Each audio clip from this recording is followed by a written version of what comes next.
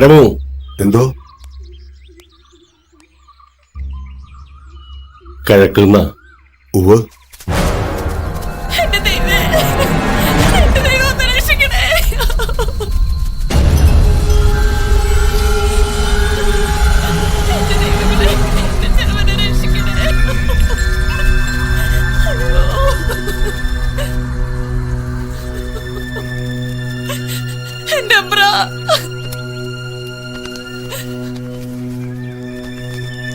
അങ്ങോട്ട് എടുത്തിക്കോളൂ. ആ, നിങ്ങൾ മാറിക്കോ.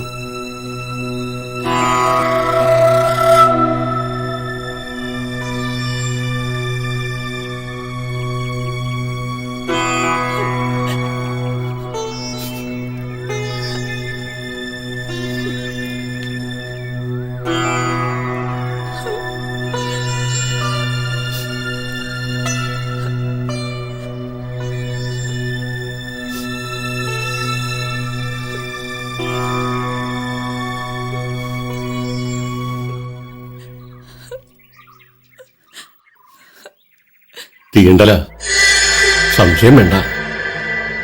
എന്റെ ചെറുമനെ രക്ഷിക്കണം വൈദ്യരെ. വിറകൊടുക്കാൻ കാവി കയറിയതാ. കടിച്ചത് എന്താന്ന് അറിയില്ല. ബോധം കെട്ട് കിടക്കണതാ കണ്ടത്.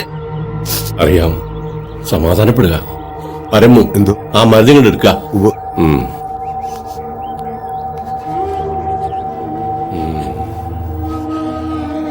ഉഗ്ര വിഷായത് സർപ്പം തന്നെ. ലക്ഷണം അതാ കാണിക്കുന്നേ.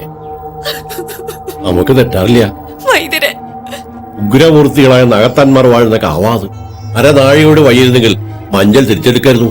വൈദ്യരെ, ആ,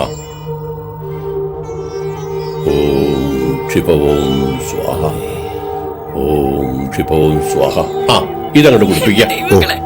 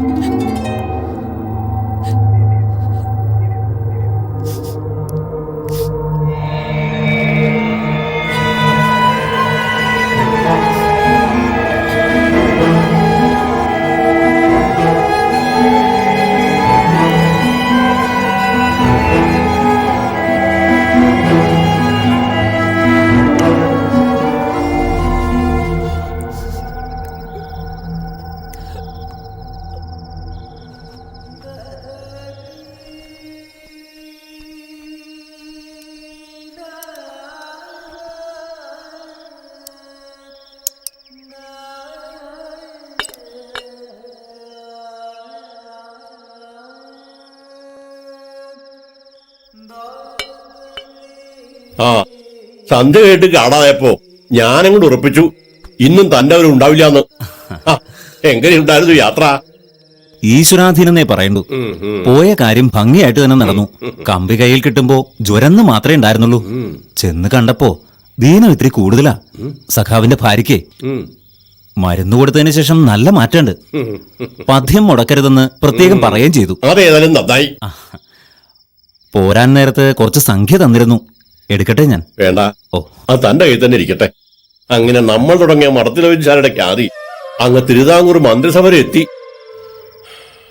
ഭരദേവതകളുടെ കാര്യം അല്ലാണ്ട് എന്താ? ആശുപത്രി തുടങ്ങുന്ന കാര്യം മന്ത്രി ഇങ്ങട്ടാ പറഞ്ഞത്. വേണ്ട സഹായങ്ങളൊക്കെ ചെയ്തു തരാന്ന് ഉറപ്പും തന്നു. നമ്മുടെ നാടിനൊരു ആവശ്യമാണ്.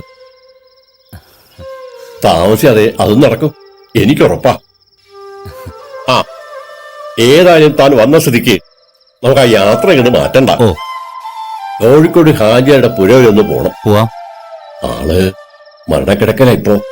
അല്ല, അപ്പൊ ഇവിടെ ഇവിടത്തെ കാര്യങ്ങളൊക്കെ ഇയാള് നോക്കുള്ളൂ. കുറെ കാലായില്ലേ. പാരമ്പര്യമില്ലെങ്കിലും അനുഭവജ്ഞാനം അതല്ലേ ഏറ്റവും വലിയ സമ്പത്ത്, അല്ലേടോ? ഏതായാലും വൈദ്യശാല അടച്ചിടണ്ട. അങ്ങനെ ആവട്ടെ.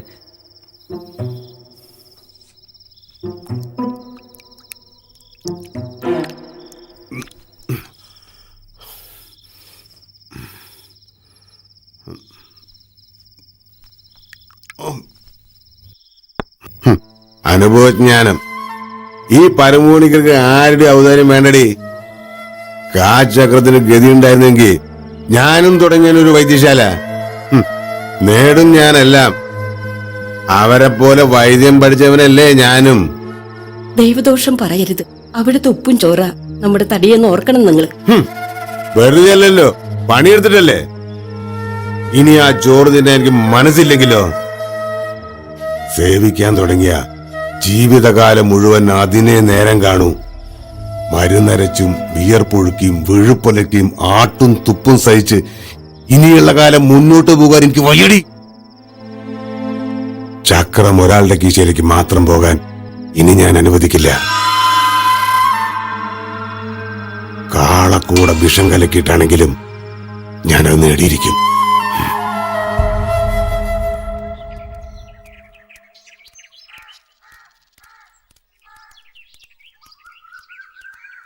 വൈദ്യരെ, വൈദ്യരെ,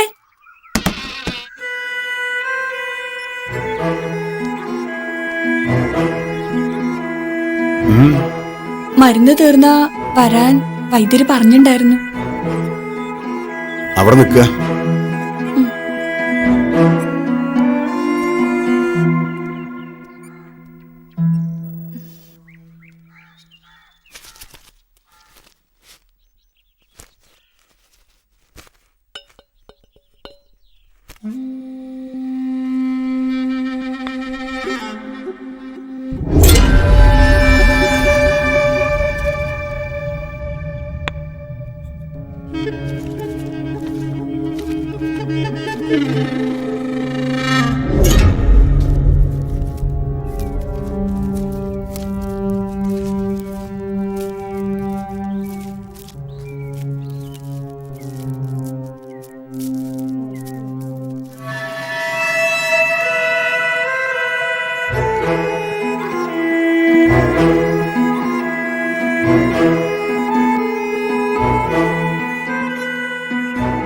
വൈദ്യര് നിന്റെ ചെറുമന് വേണ്ടി പ്രത്യേകം തയ്യാറാക്കിയ മരുന്ന.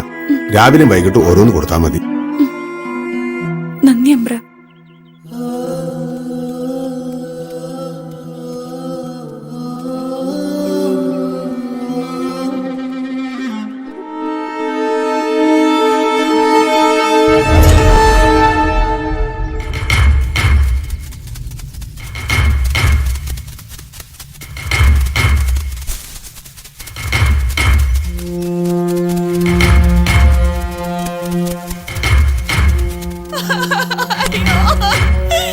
എന്റെ ചെറുപ്പം പോയേ.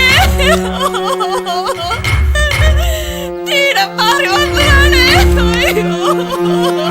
എന്റെ ദൈവങ്ങളെ എണീക്കോ. എന്റെ ദൈവങ്ങളെ എനിക്ക് സഹിക്കാൻ മേലെ.